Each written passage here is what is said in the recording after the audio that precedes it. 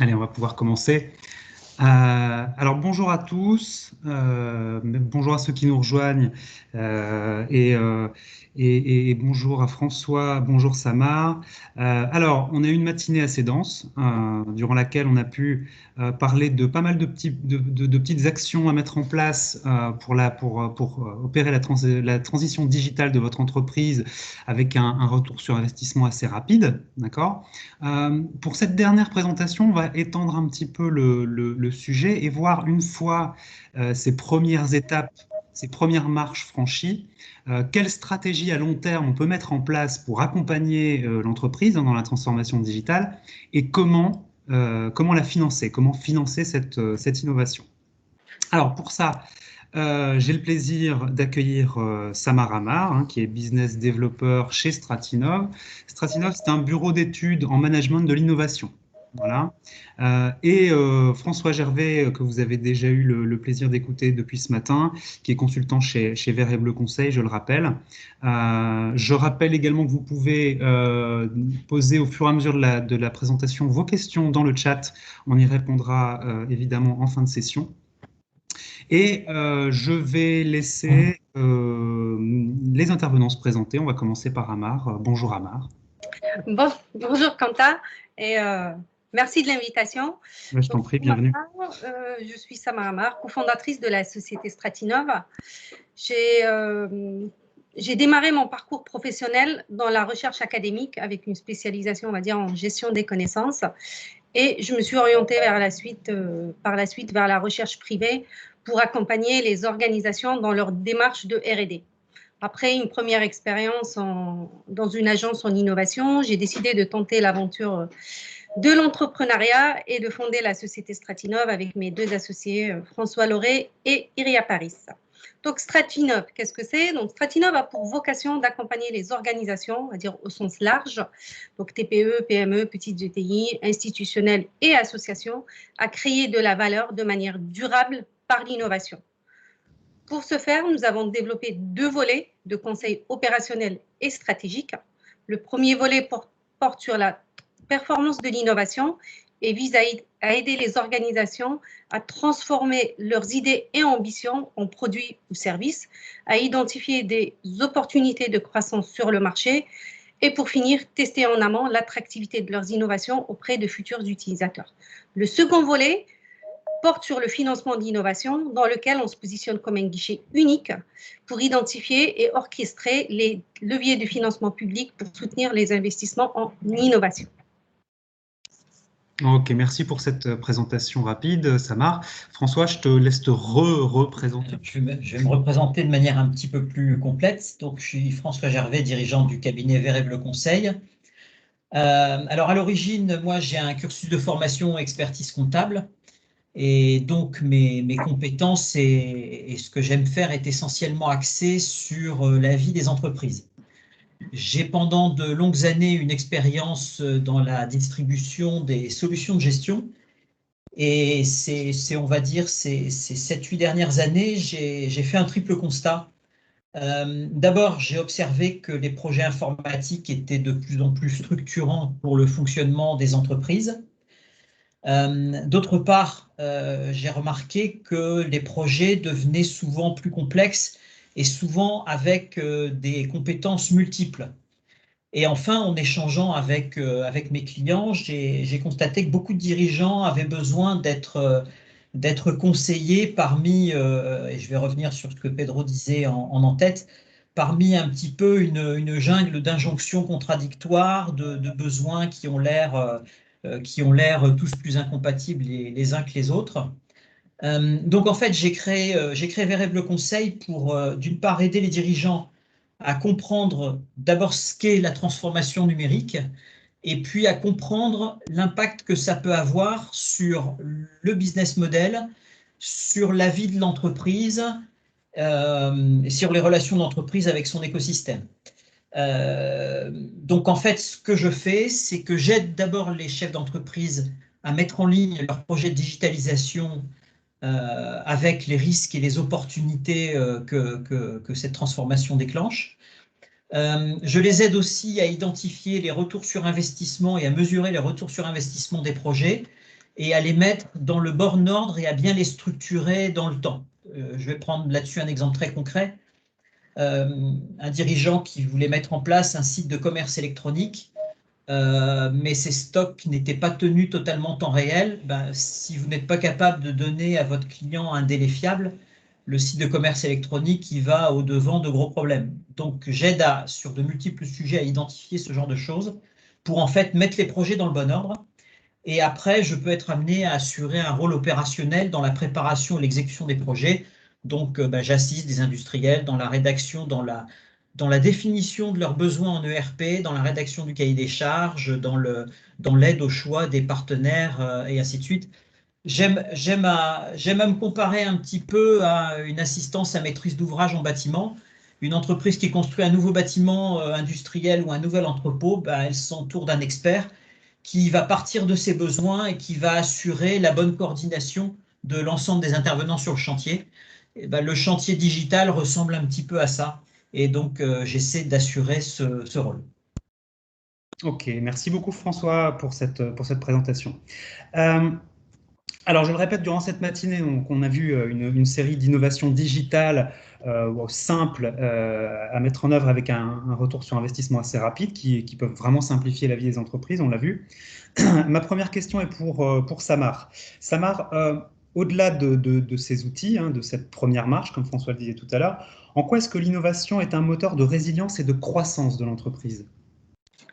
Alors, j'ai envie de dire, comme on a tous pu l'observer depuis un peu plus d'un an maintenant, les entreprises, face à la crise, ont dû innover et pour faire preuve, on va dire, de résilience, que ce soit en termes d'organisation et de management pour assurer la continuité de l'activité, en termes de produits et services pour répondre à une demande nouvelle, on l'a vu avec les masques, les tests, et le meilleur exemple reste le vaccin.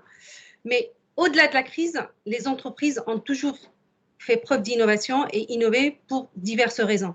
Dans certains cas, il s'agissait d'assurer la survie tout simplement de l'entreprise parce que la concurrence est rude dans tous les secteurs, les technologies évoluent très rapidement, les pratiques et usages suivent également ces évolutions. Il faut donc innover pour s'adapter et surtout penser le long terme et la croissance de l'entreprise.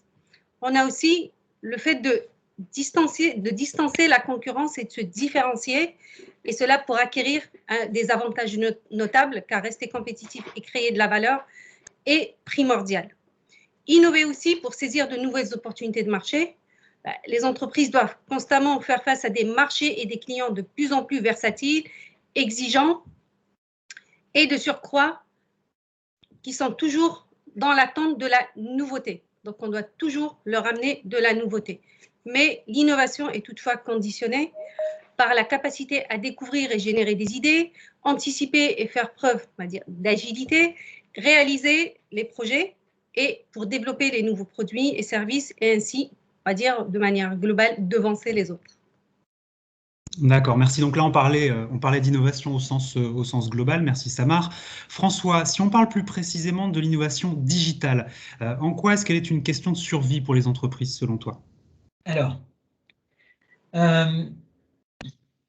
c'est une question de survie, je pense, sur trois axes. Le premier axe, c'est une transformation profonde des demandes des clients. Je l'avais déjà évoqué tout à l'heure. Le client qui a pris l'habitude des sites de commerce électronique chez les particuliers, etc., est devenu, alors je ne vais pas dire un enfant gâté, mais il y a peut-être un peu de cette idée-là. Et donc, il a maintenant de plus en plus des exigences avec son fournisseur, des exigences de transparence, des exigences de respect de délai, d'informations qui viennent en fait des sites de commerce électronique. Et on peut se rendre compte que des clients, par exemple, qui quand ils commandent sur une grosse plateforme X ou Y, A ou C de commerce électronique, ils savent que leur colis est parti à telle heure, que le colis est à l'entrepôt, que le colis est dans le camion, etc. Et ils ont parfois un peu de mal à comprendre pourquoi une entreprise n'est pas capable d'assurer le même niveau d'information. Ça, c'est le premier point. Le deuxième point, la digitalisation, elle entraîne une grosse remise en cause du rôle des intermédiaires dans le commerce. Je m'explique. Avant, le grossiste, par exemple, son rôle, c'était à la fois d'informer le client sur ce qui se faisait, c'était d'assurer du stockage, c'était de distribuer les produits. Maintenant, avec le digital, des documentations sur des produits techniques, par exemple, elles sont disponibles directement chez le fournisseur. Donc, c'est une valeur ajoutée que le distributeur perd. Avec les canaux de distribution qui ont été mis en place dans les sites de commerce électronique, on a des circuits de distribution et de livraison qui sont maintenant beaucoup plus efficaces et beaucoup plus performants qu'ils pouvaient l'être il y a 10 ou 15 ans. Et donc, la digitalisation force vraiment toute une série d'entreprises à repenser leur modèle et, par exemple, à essayer d'arrêter de vendre et de valoriser leurs produits auprès d'intermédiaires, mais plutôt de valoriser leurs produits, par exemple, auprès de l'utilisateur final, même si l'intermédiaire reste en position dans le marché. Et puis, donc il y a aussi le besoin donc, de trouver de nouveaux marchés, et c'est également une possibilité du digital. C'est qu'à partir du moment où les rôles sont bousculés, où les cartes sont un petit peu rebattues, il faut aller chercher la valeur ajoutée où elle est. Et là, c'est sur son métier de base, quel nouveau marché on peut attaquer, qu'on ne pouvait pas attaquer avant et qu'on peut grâce au digital. Et puis, il y a une nécessité de veille. Dans un monde qui va de plus en plus vite, le digital oblige à et permet une veille concurrentielle plus importante. J'ai toujours coutume de dire, le problème n'est pas d'aller vite ou de ne pas aller vite dans la digitalisation pour la digitalisation. Hein. Je rappelle que ce ne sont que des outils. Le problème, c'est de ne pas aller moins vite que le concurrent. Si vous êtes un industriel et que vous mettez 4 jours à répondre à un devis et que votre copain d'à côté, lui, il a un deviseur technique en ligne et qui fait la réponse en 1 heure chrono, vous avez un problème de concurrence très très important, non pas parce que l'outil il est en soi, mais parce que vous êtes allé moins vite que votre concurrent. Et ça, c'est une veille qui est très très importante. Donc on a une transformation des demandes des clients, on l'a vu. On a aussi un besoin de réactivité dans le pilotage. Quand on était dans les 30 glorieuses en croissance, ou même dans l'entre-deux-guerres, où les business models ne bougeaient pas énormément, ou bougeaient très très lentement, quelque part, on pouvait attendre les données du bilan annuel pour observer ce qui se passait, pour réagir. Aujourd'hui, une entreprise qui attendrait un bilan annuel pour réagir à des problématiques, elle serait assez mal en point. Donc, on est obligé d'avoir une information qui va beaucoup plus vite. On doit être capable de mesurer aussi beaucoup plus vite les conséquences d'un événement qu'on va avoir immédiatement. Alors, je vais prendre un exemple très concret que j'ai en tête. Une entreprise que j'avais accompagnée qui travaillait avec des panneaux. Et à un moment, on s'aperçoit d'un bilan à l'autre que, alors que le chiffre d'affaires n'avait pas évolué de manière phénoménale, les achats de matières premières avaient été augmentés de 20 ou 30%, quelque chose comme ça. Et en fait, ce qui s'était passé, c'est que le fournisseur avait légèrement changé un format qui avait considérablement accru le taux de chute. Avec un système de gestion de production ou un système de suivi des données un peu plus performant, l'entreprise, elle aurait vu au bout de 15 jours, 3 semaines, que par rapport à la consommation de matière qu'elle prévoyait, il y avait une dérive. Et elle aurait pu corriger cette dérive beaucoup plus vite. Dans cet exemple-là, c'est à la fin de l'année qu'on s'est aperçu de cette dérive, et donc la correction a été tardive et a coûté en fait assez cher. Donc tous ces éléments font que maintenant on va demander de plus en plus au système d'information, et ça va être de plus en plus une condition de survie de l'entreprise, d'apporter au bon moment aux dirigeants la bonne information pour prendre la bonne décision. Et enfin, il y a un besoin qui est un besoin d'agilité. Alors, c'est un terme galvaudé que j'entends tout le temps, qu'on utilise un peu pour tout et n'importe quoi. Moi, je vais résumer l'agilité en deux choses toutes simples. La première chose, le système d'information doit être un facilitateur et pas un frein. Alors là encore, j'étais en échange avec un client justement pour la mise en place d'un outil, un deviseur technique. On réfléchissait sur un deviseur technique sur le web avec lui. Et il me disait, mais j'espère que ce système est souple parce qu'il n'est pas question que je refuse une vente parce que l'informatique, c'est pas faire. Et l'agilité, c'est un peu ça, et c'est vraiment une condition importante de réussite, c'est que votre système informatique soit pensé pour être capable de suivre votre business. C'est-à-dire que si vous savez faire quelque chose et le fabriquer, il faut que l'informatique ne vous bloque pas pour le vendre. La deuxième chose, et ça a été évoqué par une des questions qu'on a eues sur le décisionnel, c'est le système informatique doit être capable de s'adapter. Je crois que la question c'était, ben voilà, je veux commencer par une brique, mais comment je peux m'assurer que mon système va me suivre quand je voudrais l'étendre? Et ça, c'est quelque chose de très très important. L'innovation digitale doit permettre de survivre parce qu'elle doit permettre à l'entreprise, quand elle détecte, on l'a vu plus haut, un nouveau marché, un nouveau métier, elle doit permettre à l'entreprise d'intégrer ce nouveau métier, ce nouveau marché, sans être obligée de repenser et de refaire l'intégralité de son système. Très bien, Mike. Merci François pour cette réponse. Ma prochaine question sera pour Samar. Samar, la plupart de nos interlocuteurs qui sont là présents aujourd'hui, les différentes entreprises, sont probablement convaincus qu'elles doivent innover. Est-ce que tu pourrais leur donner quelques conseils concernant la méthode qui permettrait de mettre en œuvre cette innovation et de la financer? En effet, Quentin, l'innovation nécessite de mettre en place une démarche, des process. Elle ne se décrète pas, elle ne s'improvise pas.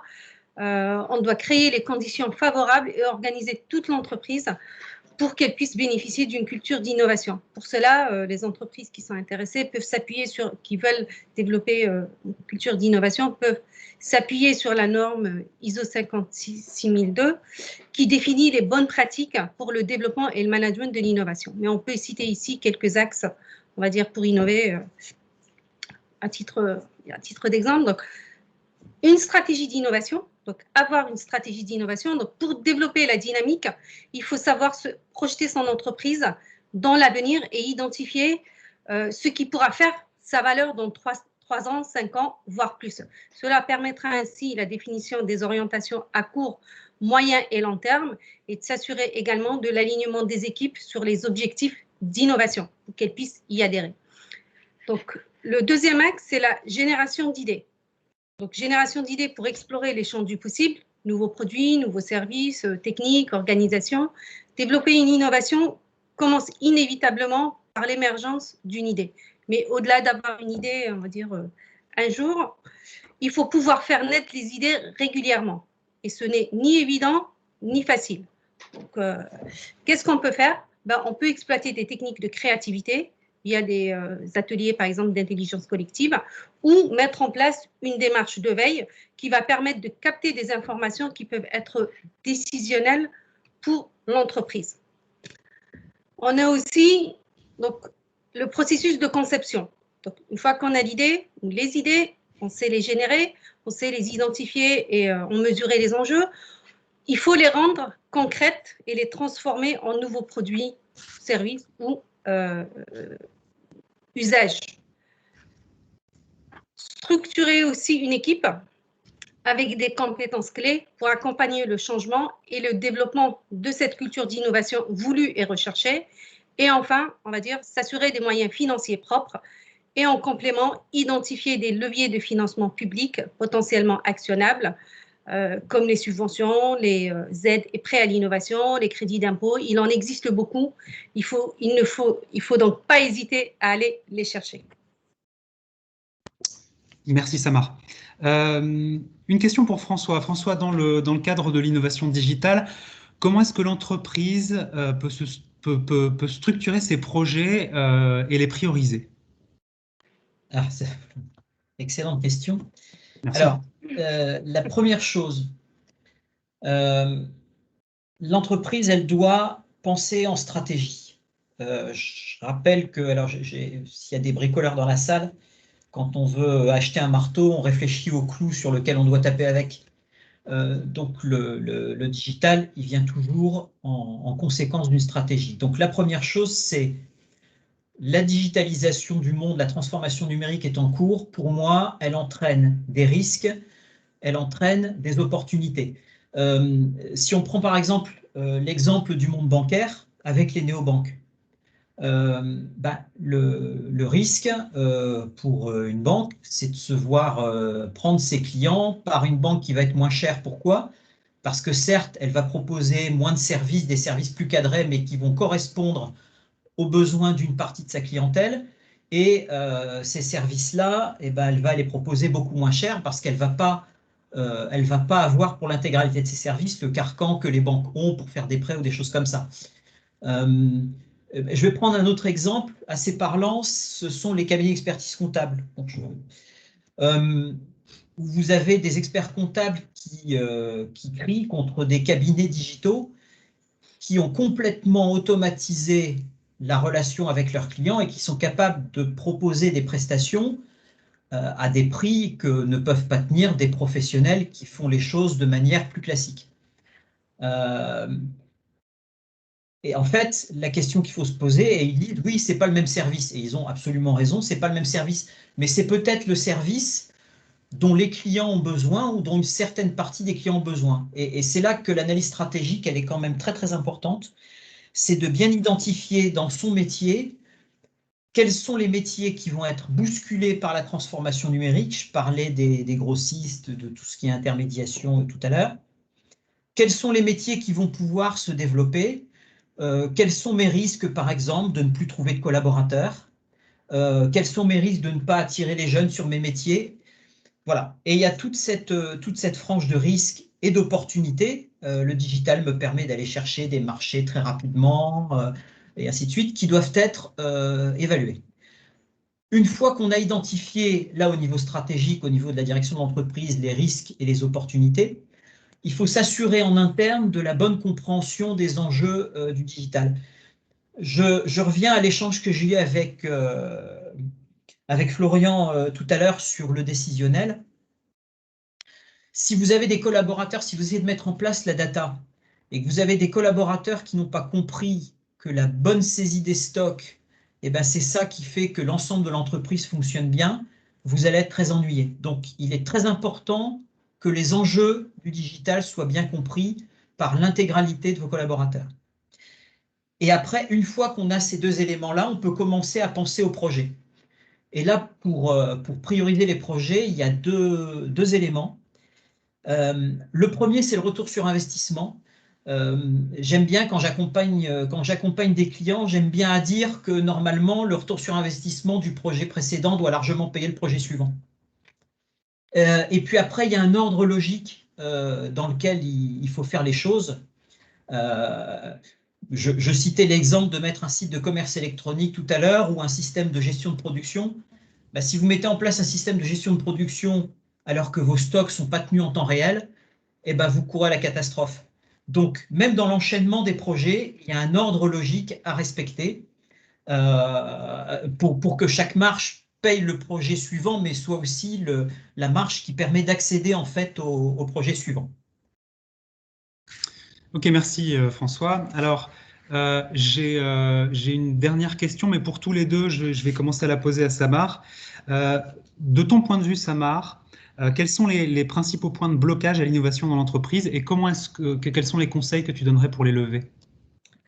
Alors, si on parle de frein, ben, on peut en identifier plusieurs, hein, mais je dirais le plus bloquant, c'est surtout la peur de l'échec. Surtout en France, on a peur d'échouer, donc on n'ose pas et du coup, on reste là où on est, on fait du surplace.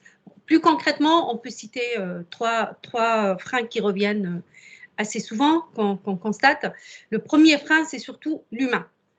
Innover nécessite de changer de paradigme, changer les pratiques, changer la façon de faire. Et le changement des mentalités pour adopter cette nouvelle posture et accepter de changer de dynamique n'est pas une chose évidente. D'où la nécessité justement d'aligner le collectif sur une stratégie claire et des objectifs partagés. Comme je l'ai indiqué juste avant, cela peut passer par exemple par des ateliers de créativité, des ateliers de brainstorming, etc. Le deuxième frein, c'est le temps. L'activité courante est toujours prenante. Donc, assurer la production, répondre aux demandes clients, aller chercher de nouveaux clients pour assurer le chiffre d'affaires. Toutes ces tâches font que les entreprises ont du mal à dégager du temps pour les projets qu'elles peuvent considérer comme annexes. Or, l'innovation est consommatrice de temps. Donc, si on veut lui consacrer du temps et la mener à terme, elle doit être planifiée et pleinement intégrée dans la stratégie de développement et de croissance de l'entreprise, d'où la nécessité d'avoir une vraie stratégie d'innovation. L'obstacle majeur aussi, qui revient très souvent et très fréquemment, c'est les ressources financières.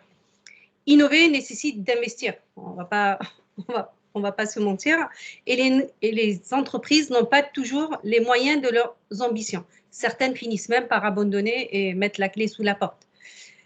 Mais il existe tout un ensemble de dispositifs, donc subventions, aides, prêts, crédits d'impôt, toute une panoplie qui peuvent accompagner le développement des innovations et voir le développement de l'entreprise à différents stades on va dire de sa vie ou de son développement.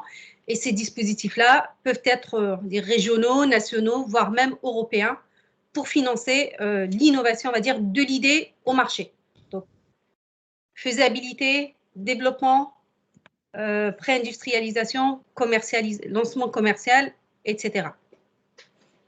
Donc, certains dispositifs vont venir en avance de trésorerie pour pouvoir engager les projets et d'autres en amortissement des dépenses réalisées pour soutenir les efforts de R&D et d'innovation réalisés par l'entreprise. Quand on innove, on prend un risque.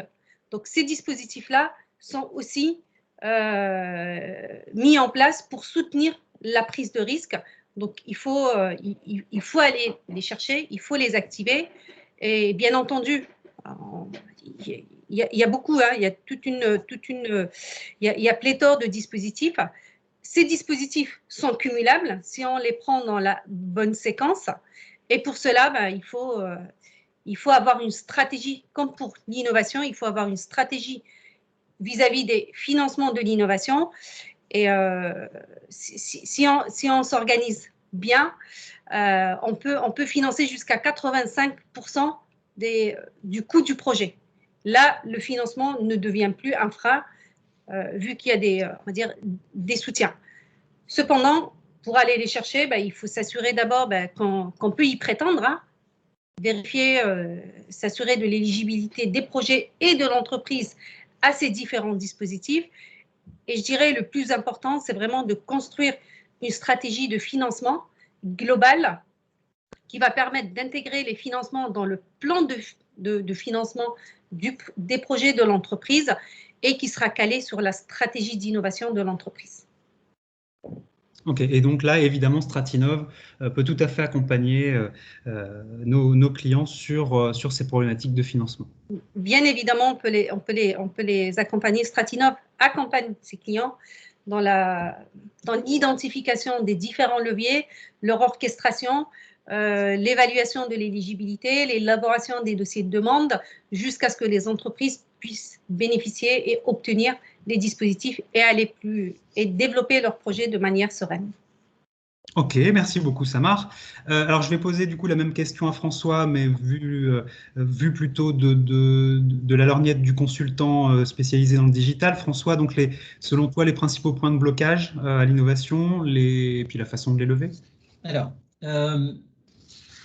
il y a la problématique de conduite du changement qui, quelle que soit l'innovation dans l'entreprise, technique, managériale, etc., est un facteur humain important à prendre en compte.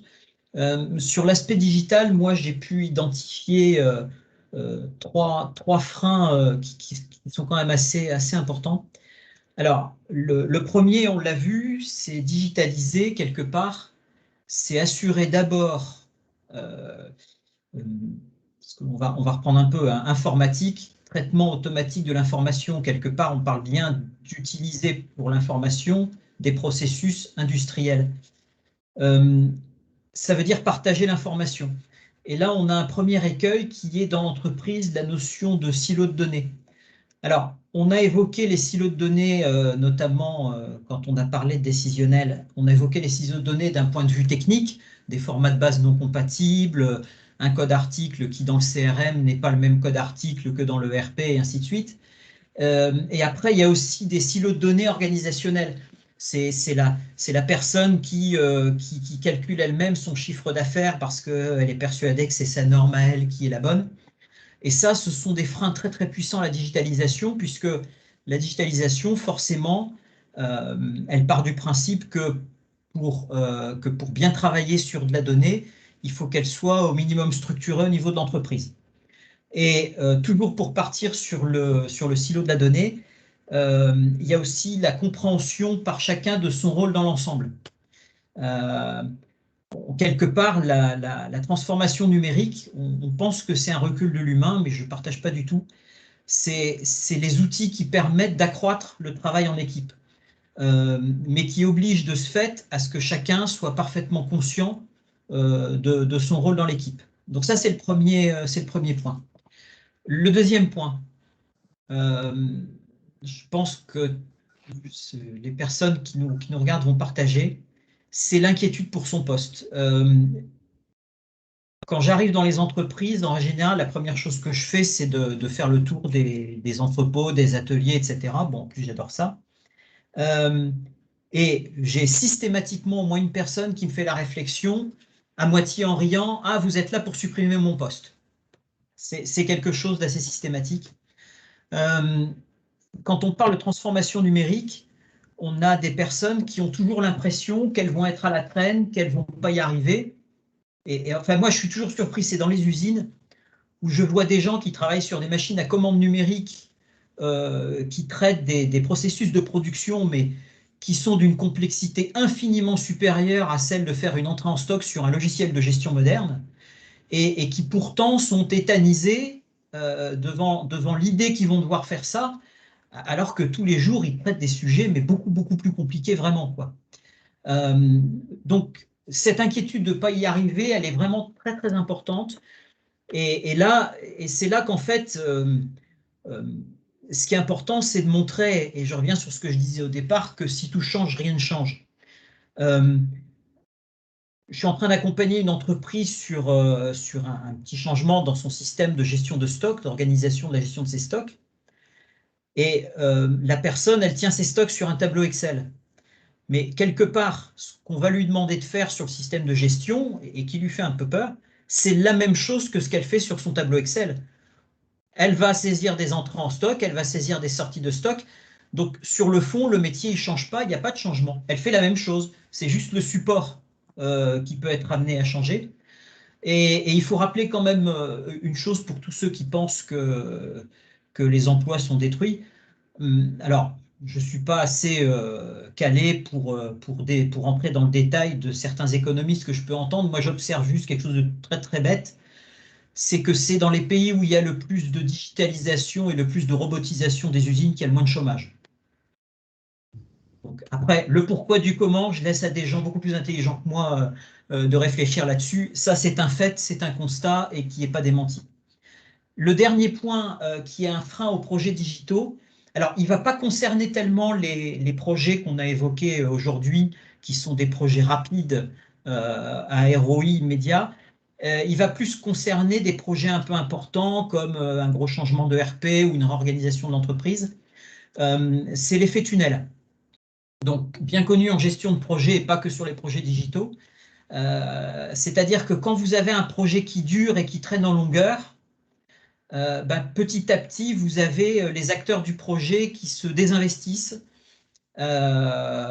Et c'est là que vous entendez, et je pense que beaucoup de gens l'ont vécu, par exemple, dans le cadre du changement d'un ERP, ce nouveau système, on n'est pas là de le voir venir. Et là, en fait, quand ça arrive, c'est souvent un problème de séquençage du projet en amont, c'est-à-dire qu'on a oublié de transformer le projet, qui est une pente raide, dans le merveilleux escalier qu'on évoquait tout à l'heure et qu'on peut franchir marche par marche. Voilà. Ce qu'il ne faut pas oublier, c'est que le digital, pour moi, c'est plus une évolution qu'une révolution, une évolution très importante qui doit être faite très vite dans un monde qui bouge très très vite.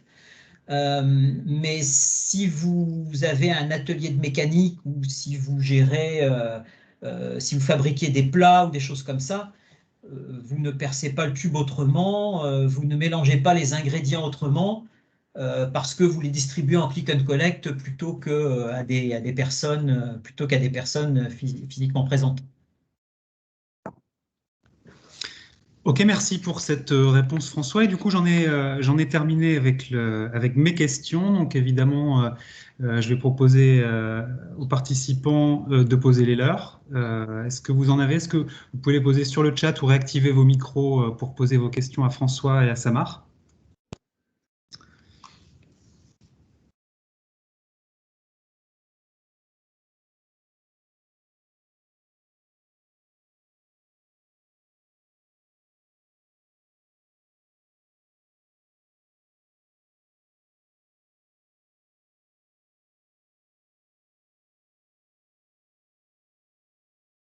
Bon. On a été d'une grande limpidité, manifestement. Ça a été clair? Bon, je rappelle que au-delà de cette matinée, vous pouvez poser vos questions par la suite sur la boîte de messagerie qui s'affiche là sur l'écran, à contact@plénitude-groupe.com. Vous pouvez vous adresser évidemment à votre interlocuteur habituel euh, de- de- chez Plenium, chez VIP-IT, chez NRC, chez Folder, chez LCS, dans toutes les sociétés, chez Business Service, pardon, dans toutes les sociétés du groupe Plénitude. De toute façon, à la suite de cette matinée, vous allez recevoir les coordonnées des différents intervenants. On a l'habitude, dans le groupe Plénitude, de travailler aussi bien avec Vert et Bleu Conseil qu'avec Stratinov pour accompagner les projets de transformation digitale. Donc, n'hésitez pas à vous rapprocher de votre interlocuteur habituel si vous souhaitez être mis en relation et mener des projets en commun. Je vous remercie beaucoup, en tout cas, François et Samar pour tous ces éclaircissements sur l'innovation, sur la stratégie de l'innovation, sur le financement. On l'a bien compris, il y a des solutions qui existent. Et un grand merci de manière plus générale à François pour toute l'aide que tu nous as apportée sur cette matinée, pour construire cette matinale ensemble et pour essayer de répondre à la grande question de comment digitaliser assez rapidement avec un retour sur investissement rapide. Je vais laisser du coup maintenant la parole à Pedro Sousa, le PDG du groupe Plénitude, qui va pouvoir conclure cette matinée. Merci à tous les deux. Merci Quentin. Merci. Alors, pour conclure très rapidement, d'abord, je voudrais remercier tous ceux qui ont organisé cet événement, c'est-à-dire Céline, Cédrine, Quentin, François et Franck. Un grand merci. Je pense que tout le monde a pu évaluer la qualité de l'événement. Et donc, je remercie aussi tous les intervenants. Je ne vais pas les nommer un par un, mais je les ai nommés au début. Donc, merci à vous. Je pense qu'avant cette matinale, vous étiez déjà tous convaincus que digitaliser était nécessaire à la survie à moyen terme de vos entreprises et au gain de compétitivité nécessaire pour faire face aux défis qui sont les nôtres, et que cela faisait déjà partie de vos priorités, sinon vous ne seriez pas présent ce matin dans ce rendez-vous. J'espère maintenant que suite à cette matinale, vous avez identifié des solutions qui, avec une mise en place simple et rapide, vont vous garantir un retour sur investissement immédiat et une amélioration forte de votre compétitivité. Et ce, sur les 4 grands axes qu'on a identifiés: dématérialiser, automatiser, avoir un reporting pertinent et de façon transversale, encore une fois, en faisant face aux cybermenaces et donc en tenant compte des pratiques de cybersécurité. C'est de l'innovation rendue simple qu'on vous propose, avec une conduite de changement simple, et dans un état d'esprit gagnant-gagnant pour vous en tant qu'entreprise, mais aussi pour vos collaborateurs. J'espère aussi que suite à cette matinale, vous avez pu identifier par où commencer et idéalement même une petite feuille de route autour de ces 4 grands axes sur les solutions qui ont été abordées. N'oubliez pas qu'aujourd'hui, les enjeux concernent tous les services d'entreprise, la direction générale aux directions métiers. Sachez aussi que nous n'avons pas, aujourd'hui, nous n'avons pas abordé tous les sujets que nous avons déjà identifiés et prouvés pour vous, concernant la capacité à avancer dans ce grand domaine qui est la digitalisation. Pour continuer, je vous propose 2 possibilités. soit prendre contact avec votre interlocuteur au sein de l'entreprise ou groupe avec laquelle vous travaillez déjà pour aller plus loin et plus vite, et éventuellement constituer une feuille de route sur les sujets prioritaires pour vous en termes de digitalisation. Au passage, on va vous mettre en ligne sur le fil de conversation les 2 plaquettes simplifiées que nous avons sur les solutions de digitalisation et de cybersécurité. Deuxième possibilité, pour ceux qui sont un peu moins pressés, vous pouvez réserver d'ores et déjà la journée du 17 juin. Si je ne me trompe pas, c'est bien le 17 juin. Quentin me corrigera si je dis des bêtises. C'est ça. Voilà. Donc, vous pouvez réserver sur votre agenda la journée du 7 juin, parce que dans cette journée-là, on va faire une journée complète de présentation de toutes les solutions éprouvées une par une et que nous avons identifiées et que nous proposons en permanence à nos clients. Je vous remercie pour votre participation et j'espère que cette matinale vous a donné des idées pour que vous puissiez vous en sortir de cette crise dans une position plus forte. Et je vous dis à bientôt dans ce chemin de la digitalisation et de la protection contre les cybermenaces. Merci à tous et bonne journée.